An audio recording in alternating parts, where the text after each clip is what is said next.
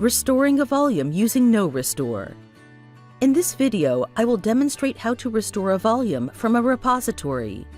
In the Reduxio Storage Manager, navigate to the NoRestore panel. Select the repository from which you would like to restore. The list shows all the volumes that are available to restore on the repository.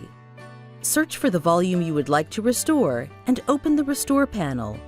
Expand the backup point from which you would like to restore and click Restore. Enter a name for the restored volume or accept the default and click OK. In the left pane of the NoRestore screen, search for the restored volume. Click on the volume and navigate to the Data Protection tab. The restore progress is displayed. Although the data has not been restored, the volume is fully functional.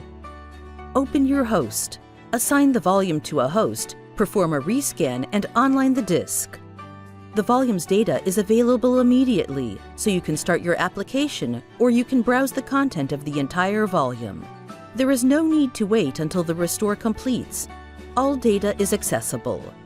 For more Reduxio videos, check out our website or subscribe to our YouTube channel. Thank you for listening.